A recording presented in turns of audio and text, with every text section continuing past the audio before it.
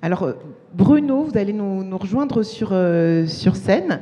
Bienvenue, vous pouvez prendre un micro. Bonjour. Donc, Bruno Walter qui est à nos côtés. Donc, vous êtes entrepreneur, vous avez été dans vos jeunes années cyberactiviste, engagé pour l'écologie avant l'heure, spécialiste de l'Internet français, précurseur, autodidacte, écologiste, pionnier du web. Vous avez fondé une entreprise qui s'appelle, entre autres, vous avez fondé plein d'entreprises, mais celle-là, elle s'appelle Imagine All the People. C'est ça, comme la chanson de, Exactement. comme la chanson de John Lennon. Je vais vous laisser entre de bonnes mains, Bruno, et puis je vous retrouve juste après. Je reste là, pas loin de vous. Donc, j'ai la dure tâche de vous faire la dernière présentation avec un estomac vide, donc un peu difficile. Donc, moi, je suis Bruno, je suis un entrepreneur assez classique dans le secteur des technologies. J'ai créé une société fondée sur l'IA qui s'appelle Imagine All the People, qui a un pitch assez simple, qui consiste à dire, et qui est né conceptuellement pendant la période du Covid, où moi, comme beaucoup de monde, j'étais assez surpris dans la période du Covid de constater, plutôt avec bonheur, qu'on testait les vaccins. C'est-à-dire que quand on avait une solution, il faut avoir en tête que la solution au vaccin du Covid a été trouvée par un laboratoire en 36 heures, et qu'après, il y a eu 1 an de tests avant de le déployer à l'horizon mondial, et que tout était testé. Et j'ai constaté en France qu'il y avait un certain nombre de réformes politiques, où il y avait un certain nombre de choses qu'on mettait en place dans des entreprises, on modifiait des prix, on faisait des trucs, et on ne le testait pas à l'échelle. Donc il y a des choses un peu folles, c'est-à-dire qu'on met en place des réformes extrêmement structurantes, qui sont souvent pas testées. En Europe, on voit, c'est le cas dans le secteur automobile, on le voit. Et donc on s'est dit, mais est-ce qu'on ne pourrait pas créer des solutions pour tester à l'échelle des choses? Donc on s'est dit, pourquoi on ne pourrait pas créer des humains numériques? C'est-à-dire, est-ce qu'on ne pourrait pas créer des doubles d'humains, des doubles de population, des gens exactement comme nous qui sont notre copie numérique, et avec un LLM, donc avec des outils de type ChatGPT, faire parler les gens pour comprendre ce qu'ils veulent. Est-ce qu'on ne pourrait pas créer des doubles numériques, des doubles cognitifs, pour essayer de comprendre ce que les gens vont penser de ce qu'on va faire? Et c'est un peu le pitch de la société. Et donc aujourd'hui, on est utilisé pas beaucoup dans la logistique. On est pas mal utilisé par les gouvernements en Europe sur la prédiction d'impact sur les changements de politique avant des mises en œuvre, pour anticiper des mouvements sociaux, comprendre les éléments de langage. On commence à être utilisé dans le secteur de la santé pour voir comment des gens résistent à des politiques. Pourquoi quelqu'un refuse une vaccination? Qu'est-ce qui se passe dans sa tête? Comment on fait pour l'interroger? Donc on a des méthodes traditionnelles pour le faire, des sondages, mais qui sont lents et coûteux. C'est-à-dire que pour sonder un échantillon de 1000, 10 000 personnes, ça va vous coûter, je suis désolé, je parle en euros, entre 30 000 et 100 000 euros, et vous allez avoir quelques semaines pour avoir des retours. Donc l'idée, c'est comment on le fait à l'échelle, comment on crée un duplicat de population de plusieurs dizaines de milliers, centaines de milliers, millions d'habitants, et on fait discuter ces gens, ces clones numériques, pour comprendre vraiment ce qu'ils ont en eux et pour qu'ils nous disent leur tréfonds. On est un peu beaucoup utilisé dans le secteur de l'entreprise avant de lancer des produits, d'ajuster des prix, et ainsi de suite. Et c'est un peu le cas en Europe où on a une petite tension grâce à cause de Vladimir Poutine sur les questions de défense. Et on est beaucoup utilisé dans le secteur du renseignement pour anticiper des crises, pour comprendre des situations avant qu'elles n'arrivent, et dans le secteur de la défense, pour anticiper des scénarios de guerre, pour anticiper comment une population va réagir si on lui fait ça, ou si tel ennemi nous fait tel genre de choses. Ça nous permet d'anticiper des éléments de langage. Donc notre métier, c'est vraiment de fabriquer des doubles, donc de faire des humains qui sont numériquement hyper réalistes, qui sont votre copie statistique, mais sauf que vous n'êtes pas qu'un amas de statistiques. La statistique vous surdétermine, l'endroit où vous habitez, vos revenus, vos niveaux d'études, et ainsi de suite. Mais il y a d'autres choses qui vous surdéterminent. Ce que vous avez vécu dans votre enfance, les traumas qui vous sont arrivés, les pathologies que vous pouvez avoir, tout ce qui fonde votre identité, sont autant de déterminants qui vont expliquer ce que vous êtes, ce que vous faites et comment vous réagissez, la musique que vous écoutez, les livres que vous lisez. Donc, qu'est-ce qu'on fait? On va construire autour de nos personnages des légendes et on va leur raconter une histoire et ainsi de suite. Et en fait, on fait quelque chose qui semble neuf mais qui est extrêmement vieux, que la littérature fait depuis la nuit des temps, c'est-à-dire l'invention ou la création de personnages de romans par lesquels ces personnages ont une densité, ils ont une existence, et c'est cette existence qui explique leur comportement. Et on part de ça pour créer des doubles numériques. Donc pour ça, on fait ces gens-là, et on va utiliser des technologies hybrides qui vont combiner du LLM, donc des outils qui vont permettre de faire parler des gens, et avec des techniques d'IA plus traditionnelles, de la combinatoire, pour tester des scénarios à grande échelle. Et pour faire ça, on n'utilise aucune donnée personnelle, et on fabrique des individus tels que. Donc c'est ce que je vais vous montrer, et là vous allez me dire quel est le rapport avec la logistique. Eh bien moi, j'ai une conviction qui est une conviction observée, c'est que sans la logistique, aujourd'hui on n'aurait pas d'IA. Pourquoi ? Parce que quel a été le laboratoire industriel sur lequel l'IA s'est fondée ? Quelle a été l'industrie qui a financé des recherches mathématiques extraordinairement complexes sur des problématiques pour résoudre des problèmes, des solvers, pour faire des problématiques de combinatoire extrêmement compliquées? Ça a été l'industrie logistique et plus précisément l'industrie portuaire et encore plus précisément le port de Singapour qui a été le plus gros financeur de recherche mathématique appliquée à la résolution de problèmes complexes. Et sans le port de Singapour, on perdait 4 à 5 ans dans l'histoire de l'IA. Et donc, votre métier, le métier de la logistique, et plus spécifiquement le métier portuaire, est le métier qui a donné la base industrielle et qui a montré qu'on pouvait avoir des gains de production réels grâce à de la mathématique, grâce à des modèles de calcul et grâce à de l'intensité informatique pour opérer ces calculs. C'est non seulement l'espace, parce qu'en fait, quand vous regardez un port, c'est un espace relativement simple, entre guillemets, pour de l'IA, parce que vous êtes dans un environnement fermé, vous avez des objets que vous déplacez d'un plan A à un plan B, vous avez de la donnée et vous avez des combinatoires extrêmement complexes. Donc, tous les sujets que l'IA arrive relativement bien à traiter. Et donc, quand on regarde un peu l'histoire, on voit que, en fait, on parlait souvent d'enjeux de transformation. Moi, je pense que l'IA, ce n'est pas du tout un enjeu de transformation pour la logistique. C'est juste un enjeu d'accélération. C'est juste ce que vous faites maintenant en plus fort, plus dense, plus intense. Donc, par rapport à d'autres industries qui ont ce truc qui leur arrive dessus, vous êtes juste sur une industrie où c'est votre enfant depuis toujours. Et donc, vous êtes naturellement imbriqué dans l'IA, et donc l'IA est pour vous un formidable accélérateur. Mais il y a quelque chose qui change fortement. C'est qu'en fait, quand on prend un peu de recul et on regarde la manière dont la logistique, et en particulier la logistique portuaire, a intégré l'IA et a intégré des problèmes mathématiques complexes pour gérer des choses, en fait, vous avez géré des objets. Et plus spécifiquement, vous avez géré des conteneurs, puis ce qui supportait les conteneurs, les bateaux, et ainsi de suite. Sauf que derrière tous ces conteneurs, vous avez un agent qui est difficile à modéliser, qui s'appelle l'agent humain. L'agent humain, c'est in fine l'agent consommateur, donc celui qui, par sa commande, remplit le conteneur et décide de la destination du conteneur. L'agent humain, c'est le douanier qui applique ou pas des processus qui peut ralentir ou pas. Et c'est tous les opérateurs à l'intérieur d'un port humain qui appliquent ou pas un process.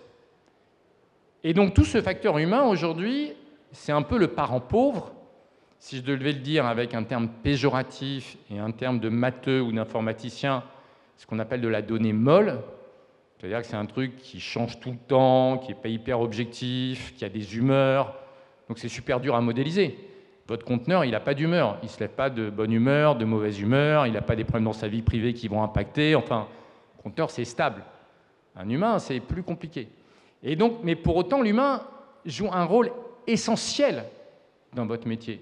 Si je rajoute à ça la donnée géopolitique, la donnée politique et ainsi de suite, vous apercevez que l'humain est un élément clé de l'IA. Et moi, ma conviction, c'est qu'aujourd'hui, avec ce que dans notre jargon, on appelle la donnée synthétique, donc la donnée synthétique, c'est toute donnée produite artificiellement. Et avec les humains synthétiques qui commencent à arriver, et qui commencent à arriver massivement, on a des éléments assez concrets, assez tangibles, pour commencer à avoir de l'insight, pour commencer à avoir de la donnée, et pour pouvoir mettre dans la chaîne décisionnelle d'une architecture d'intelligence artificielle qui permet de gérer une chaîne logistique, le facteur humain. Parce qu'en fait, quand vous prenez une décision humaine, c'est quoi? C'est une fonction, si je voulais tout résoudre à une équation, entre des habitudes, du risque, du gain, de l'effort et de l'émotion. Et donc, au bout d'un moment, la question, c'est comment vous arrivez à faire de ça une sorte de champ matriciel qui permette à vos systèmes d'information d'intégrer le non intégrable, c'est-à-dire le facteur humain, pour pouvoir anticiper, mais pour aussi pouvoir être un tout petit peu plus humain. Et vous parliez tout à l'heure des enjeux de transformation, d'acceptation ou pas de l'IA et ainsi de suite, pour prendre en compte structurellement dans vos opérations et dans vos modèles informatiques le facteur humain dans l'ensemble de ces décisions. Et donc, mon point, c'est qu'aujourd'hui, la variable humaine est ignorée par les grands modèles classiques que vous utilisez. Donc, c'est quelques exemples. L'exploitant qui résiste au digital, le chauffeur sur une chaîne logistique qui va contourner une règle, un client qui change d'habitude d'achat. On le voit par exemple sur les problématiques de last mile, du dernier kilomètre, avec l'explosion de demandes dans tous les sens qui modifient complètement les chaînes d'approvisionnement. Donc, mon point et mon propos est le suivant, c'est que jusqu'à présent, l'IA et les modèles informatiques ont permis de modéliser les flux. Et demain, aujourd'hui, ce que nous allons faire, c'est modéliser non pas uniquement les flux, mais modéliser les gens qui font vivre ces flux. C'est-à-dire simuler les humains qui font tourner la supply chain. Simuler les comportements humains en amont, du consommateur à l'opérateur, pour essayer de comprendre et modéliser tout ça. Donc, qu'est-ce que ça donne tout ça? On va tester de faire deux cas. Le premier sur l'économie informelle du transport, en essayant de simuler des propriétaires et des responsables d'entreprises au Maroc, et essayer de comprendre qu'est-ce qui fait qu'ils pourraient diminuer, voire supprimer la part d'informel dans les opérations. Moi, là-dessus, j'ai aucune objection morale sur l'informel. J'ai juste une opération de quelqu'un qui vient du monde de l'informatique et qui considère que l'informel, c'est pas pratique parce que ça ne génère pas de données, ça ne rentre pas dans les systèmes et ça pollue nos systèmes parce que ça crée de l'anarchie. Là, on voudrait avoir des systèmes relativement ordonnés. Et le cas numéro 2, ça va être les enjeux de résistance au changement, en essayant de regarder comment une équipe d'opérateurs sur un port peut accepter ou pas l'implémentation d'un nouveau système, de système digital. Donc, je vais essayer de basculer sur l'écran. Ah.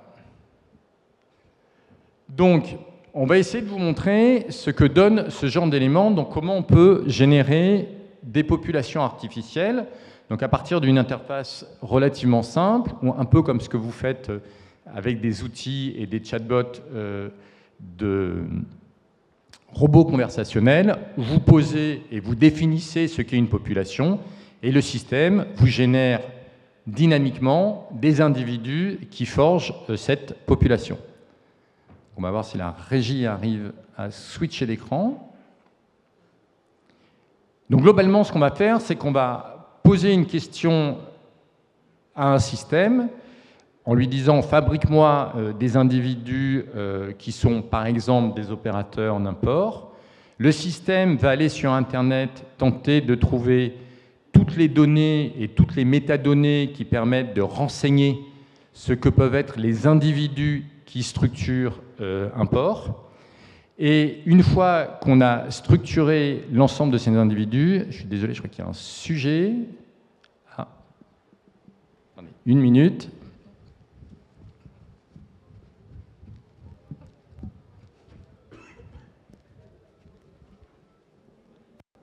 Donc on va le faire en live.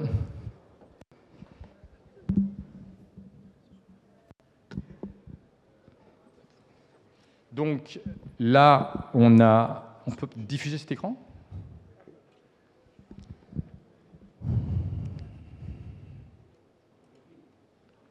Voilà.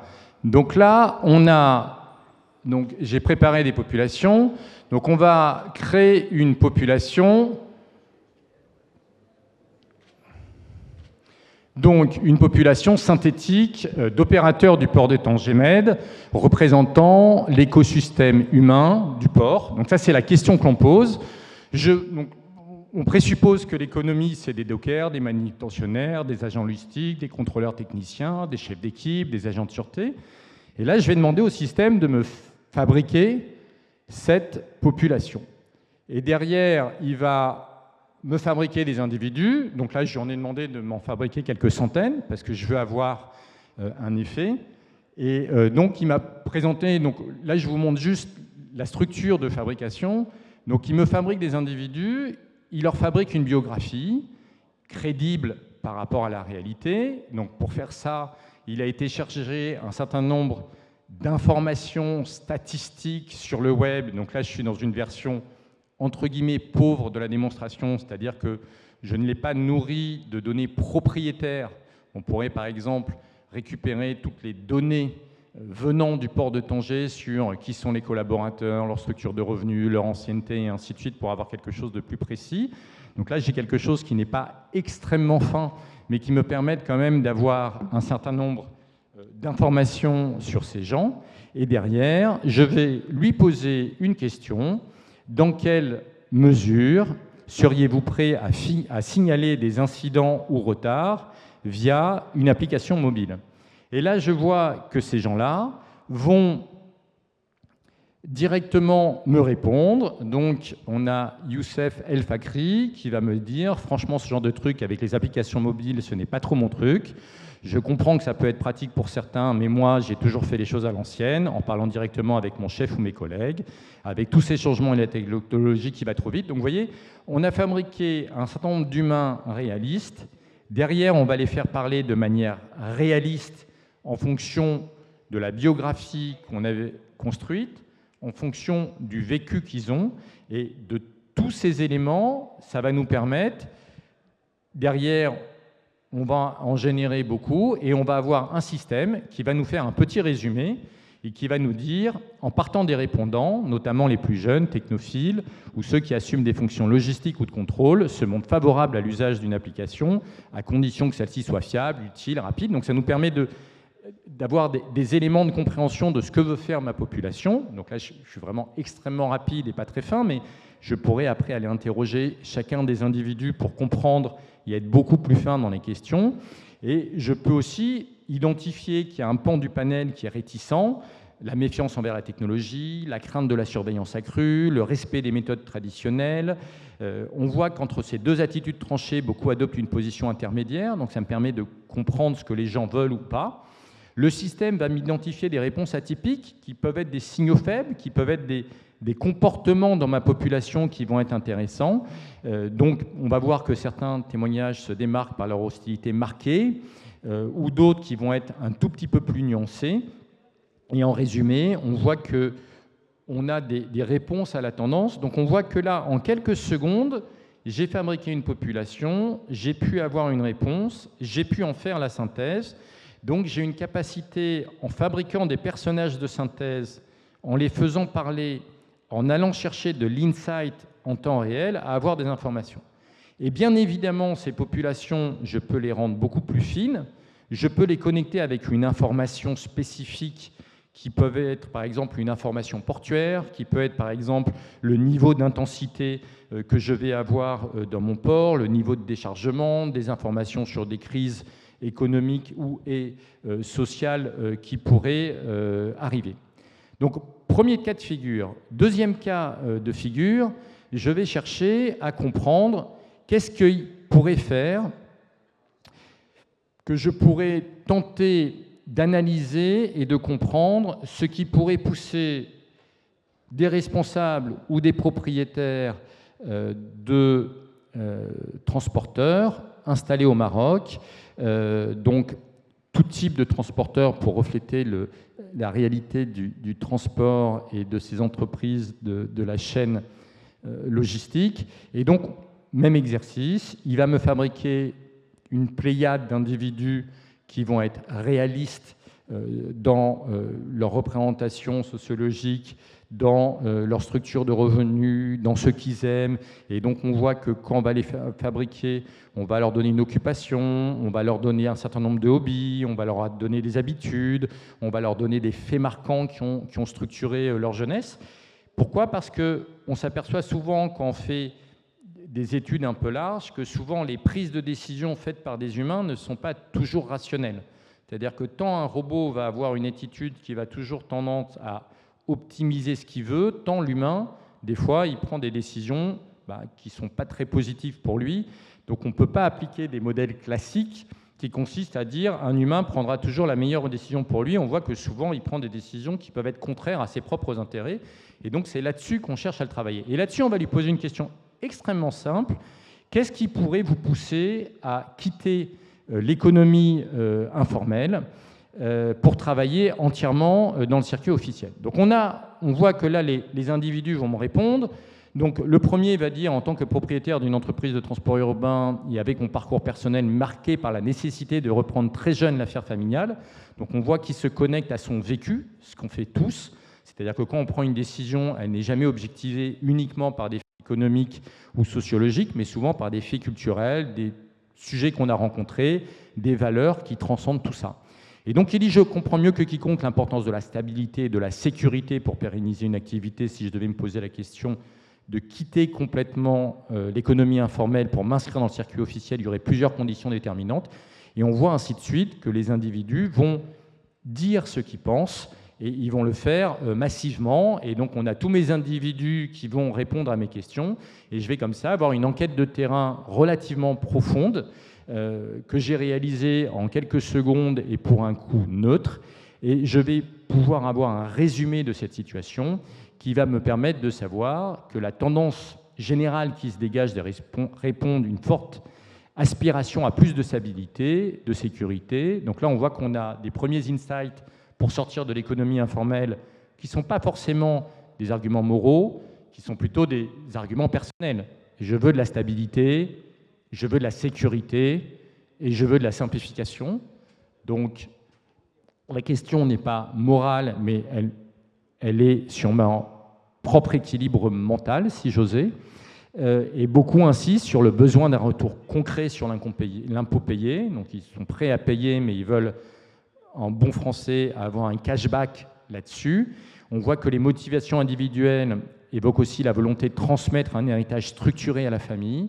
Donc la question de la transmission, la question de la sécurité, la question de la recherche de la reconnaissance, donc autant d'items qui vont être autant de leviers qu'une décision politique pourra activer. Et on voit qu'on a quelques réponses atypiques qui émergent de trajectoires ou de valeurs personnelles. On a des gens qui nous parlent d'engagement militant, on a des gens qui nous parlent d'attachement religieux, de devoir moral, de préférence pour l'agilité et la liberté de l'informel, et d'une méfiance vis-à-vis de l'État, de fidélité aux traditions, à l'entraide communautaire, qui peut être perçue comme quelque chose d'un peu antagoniste par rapport à une économie trop formelle, et ainsi de suite. Donc on voit ainsi qu'on arrive en fabriquant des individus, encore une fois, qui n'existent pas, c'est-à-dire que tous les gens que j'ai dans cette population sont des individus que j'ai artificiellement créés, donc qui sont des avatars, qui sont des gens qui n'ont aucune réalité propre, mais qui sont très propres du réel. Et vous allez me dire, mais comment je peux avoir la certitude que ces éléments sont proches du réel? Donc quand on le monte à l'échelle, c'est-à-dire quand on le fait pas simplement sur une démo en quelques secondes, on s'appuie sur des données des entreprises avec lesquelles on travaille pour enrichir et être plus ferme dans le modèle, et on constitue des baromètres avec des méthodes traditionnelles, donc des méthodes d'études assez classiques, qu'on va échantillonner pour vérifier qu'on est bien ou pas dans le scope.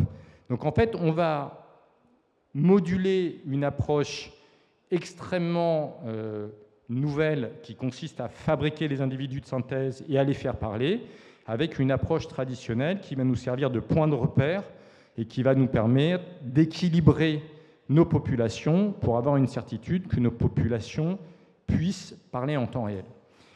Et là-dessus, on pense que c'est demain un élément clé de la logistique parce que c'est la promesse de rajouter dans la chaîne logistique l'élément aujourd'hui qu'on ne sait pas modéliser, qu'on ne sait pas intégrer, qui est toute la variable humaine et toute la psyché qui est extrêmement présente dans la chaîne logistique, même si on est très cadré et très processé.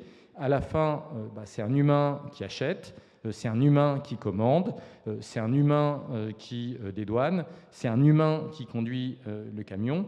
Et toutes ces aspérités psychologiques peuvent être extrêmement fortes. Et notre conviction, c'est que dans les 5, 10, 15 prochaines années, on va être capable de nourrir les modèles d'IA traditionnels composés de données hard venant des conteneurs, des ports, des duplicats numériques qu'on peut construire et ainsi de suite, de données venant d'une réalité du terrain, d'une réalité humaine, et que ça nous permettra non seulement de mieux piloter la chaîne logistique et d'aller gagner de la performance, de l'optimisation de chaîne, de la compréhension, de l'optimisation, mais aussi et surtout de mieux accompagner les humains. Parce qu'on s'aperçoit que quand on intègre cette valeur, on arrive, en prétestant les modèles, à avoir des dispositifs où on va détecter dynamiquement l'ensemble des irritants, l'ensemble de toutes les difficultés qui vont faire que vous avez autant de cailloux dans la chaussette qui vous empêchent de courir, qui vous gênent, et que ce soit des irritants au niveau du consommateur final, du donneur d'ordre ou de l'ensemble des acteurs de la chaîne logistique. Est-ce que vous avez des questions, des remarques? J'ai essayé de ramasser un peu la présentation pour préserver votre estomac.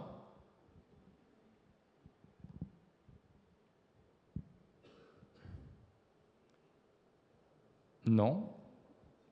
Et oui.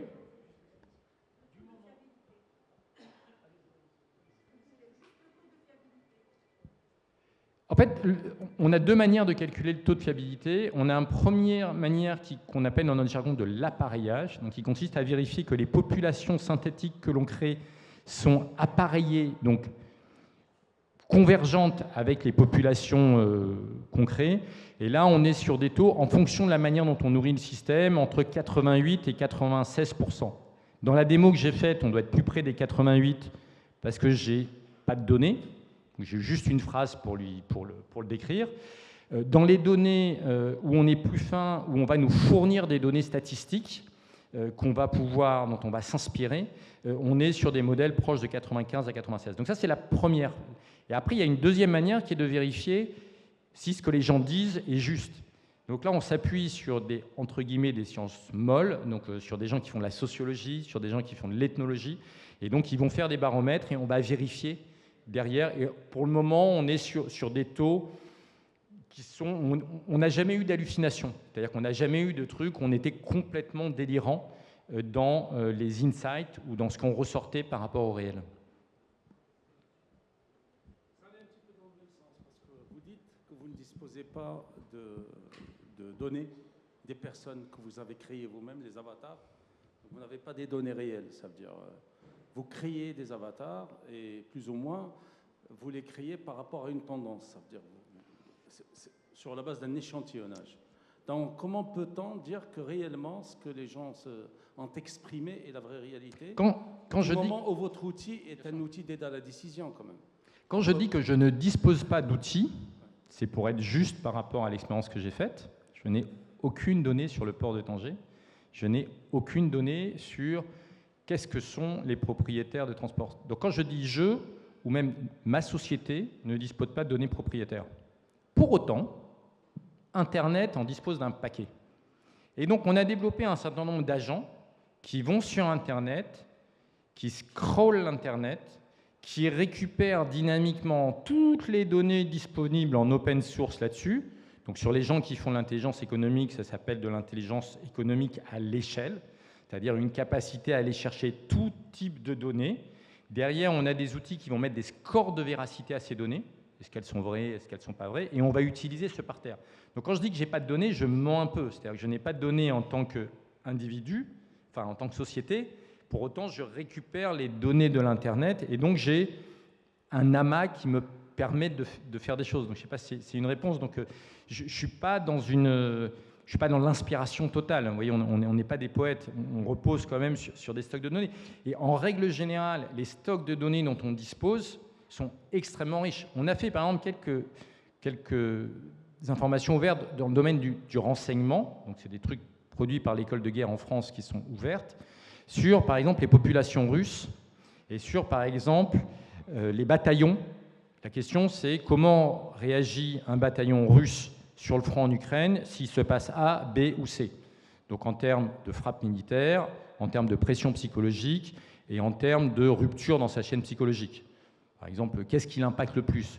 Qu'on lui dise que derrière, il n'y a plus d'essence, qu'on ait pété sa chaîne de rupture, il n'y a plus de courrier, qu'on lui coupe l'Internet, et ainsi de suite. Et la grande question, c'est comment on accède aux données? Aussi étonnant que ça puisse vous paraître, il y a de l'open source massive en Russie. On connaît la structure des bataillons, on sait d'où ils viennent, on sait de quel village ils viennent, on a énormément de données. Les Russes publient comme des malades mentaux sur les réseaux sociaux. Et donc, même sur un territoire en guerre, dans un pays a priori fermé, on a énormément de données parce qu'on sort de quelques décennies où les gens ont fait un peu, enfin c'est un sujet très personnel, un peu n'importe quoi avec les données, ont tout ouvert. Donc aujourd'hui, on est dans des maisons de glace et il y a de la donnée partout, donc il suffit de prendre et de piocher et de prendre. Donc on a des données qui sont par moments très sensibles. On a fait un test avec un état-major. On a réussi à reconstituer la structure familiale, la structure d'études, le niveau de patrimoine et les lieux d'habitation des enfants de l'ensemble d'un état-major d'un pays européen, qu'avec des données ouvertes. Donc, si vous voyez, un état-major ne protège pas ses propres données. Enfin, aujourd'hui, on a énormément de données, donc on arrive à travailler. Après, quand on met des données internes, on arrive à avoir un niveau de finesse. Et le plus intéressant, c'est quand je prends mes populations que j'ai là et je décide de les faire vivre. C'est-à-dire qu'on a des expériences, on prend des individus, les individus que j'ai créés, et je dis je vais les faire vivre. Donc ils vivent, on les nourrit d'informations, ils créent des comptes sur les réseaux sociaux, ils publient l'information. Donc certains vont nous dire « Oh, c'est horrible, vous créez des bouts. » Oui, bon, ok. 60% de ce qui est produit sur les réseaux sociaux est fait par des robots aujourd'hui. Donc on y participe à un tout petit niveau. Donc on fait vivre nos individus et nos individus sont influencés. Et dans certaines entreprises, ils vont être influencés par l'ambiance sociale. C'est-à-dire que tout ce que va produire les syndicats, on va leur fournir. Tout ce qu'ils vont entendre, on va leur fournir. Et on va mesurer l'évolution de ces habitudes. Et on va même regarder comment ces individus s'influencent les uns les autres. Et en fait, ce qui est assez amusant quand vous faites vivre des individus qui sont des artefacts, qui n'existent pas, on s'aperçoit qu'en fait, les uns se contaminent. Et on s'aperçoit qu'on a des phénomènes qu'on observe en sociologie. Vous avez des leaders qui apparaissent et qui vont développer. Et ça nous permet d'identifier les... Et donc, ça nous permet de voir au fil de l'eau comment ces choses évoluent. Donc, on est encore sur des technologies qui sont naissantes, c'est-à-dire que toutes les technologies d'agents, d'individus artificiels qu'on fabrique comme ça, on est aujourd'hui une trentaine d'entreprises dans le monde à en faire. Bon, il y en a quasiment une nouvelle par semaine, donc on va être très nombreux. C'est des technologies qui sont matures depuis 18 mois, qui commencent à être implémentées. Donc on voit les attraits. Et bien évidemment, on a encore plein de défauts, on est balbutiant, on est au début, mais le simple fait de pouvoir mettre et d'avoir un double numérique d'un individu et de pouvoir mettre la dimension cognitive de vos collaborateurs dans une équation, vous permet d'optimiser follement vos démarches. Et c'est notre conviction, c'est que ce qui manque aujourd'hui pour être extrêmement puissant au sens efficace et d'être extrêmement humain au sens avoir une informatique qui ne se contente pas uniquement d'optimiser du conteneur, mais de faire du bien aux collaborateurs. Quand vous mettez cet élément, vous avez une optimisation qui est extrêmement forte. Et donc, c'est des sujets qui font peur, mais on a aussi des clients qui commencent à utiliser nos systèmes. On parlait tout à l'heure d'enjeux psychologiques, de gens qui ne vont pas bien, de burn-out. On a des clients qui utilisent aussi le modèle en disant, bah, maintenant, mon enjeu, donc c'est un enjeu de KPI, leur KPI, c'est je ne veux plus personne en burn-out. Donc ils modélisent, et en particulier on récupère les flux d'email, on récupère des choses pour modéliser, en disant qu'est-ce qu'il faut pour que les gens aillent mieux dans l'entreprise. Et donc on va comme ça identifier tous les trucs qui rendent les gens fous, qui les énervent, qui les machins, et les gens vont parler. Et comme c'est des gens artificiels, ils vont vraiment nous dire ce qu'ils pensent, parce qu'ils n'ont pas d'ego. Enfin, peut-être qu'un jour l'IA aura un ego et on aura des problèmes, mais aujourd'hui il n'y a pas encore d'ego. Oui ?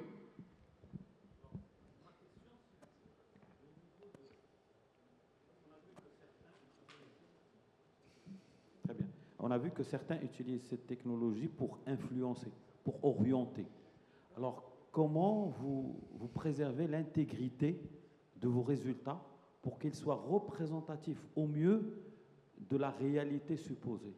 Parce que si on fait ça, demain, moi j'ai envie de me présenter aux élections, je teste vos avatars, on me dit vous êtes probablement pas éligible, donc je me mets en retrait. Mais la réalité pourrait être autre chose. Alors comment vous préservez l'intégrité de vos outils pour qu'ils ne soient pas piratés ou influencés d'une manière négative? L'influence, on va faire vivre les éléments, donc on va intégrer les influences extérieures pour qu'ils bougent. Après, la question que vous posez, qui est plus large sur la question de l'éthique et comment on se protège, je vais vous faire une réponse horrible, je ne sais pas. C'est-à-dire qu'il y a un côté un peu docteur Folamour, un peu dingue dans ce qu'on fait, c'est qu'il y a des trucs super positifs, il y a aussi des trucs super négatifs qui peuvent arriver. Et aujourd'hui, vous posez des questions, on commence à être un peu utilisé dans la sphère politique, et on voit que c'est efficace. Bon, maintenant, est-ce que c'est bien pour la société? Moi, je suis juste un entrepreneur, donc on essaye de mettre des barrières, mais les barrières qu'on met sont extrêmement limitées. C'est-à-dire qu'en fait, une technologie, c'est fait parce que les gens en font. Moi, j'ai un exemple que je prends depuis que je suis tout petit, où moi, je viens du jeu vidéo, et j'étais très surpris par un usage, maintenant, avec WhatsApp, on n'utilise plus, qui était le SMS. Vous voyez, le SMS, les gens s'envoient des SMS. Vous savez à quoi ça servait au début? Pourquoi ça a été inventé? Les types qui faisaient des GSM se rendaient compte que les gens passaient leur temps à appeler leur boîte répondeur pour voir s'il y avait des messages. Et ça leur coûtait une fortune en termes d'utilisation réseau. Donc ils ont dit, on va inventer un truc qui est un short text system pour leur envoyer un message en disant, vous avez un message. Comme ça, ils vont arrêter d'appeler. Et va savoir comment les gens ont pris ce truc pour s'envoyer des messages, faire du... Donc, vous voyez, quand vous faites une techno, franchement, vous la mettez, et puis après, les gens, ils en font un peu ce qu'ils veulent. Donc là, je ne veux pas me dédouaner, mais nous, on met quelques limites, mais après, c'est hélas ce que les gens en font.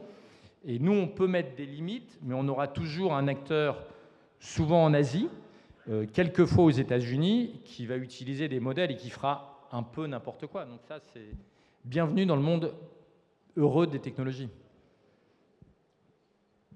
Merci tout d'abord pour la présentation. J'ai une question par rapport au coût. Vous venez de dire que ce modèle-là, pour être fiable, il doit être couplé avec des petits modèles sur le modèle classique.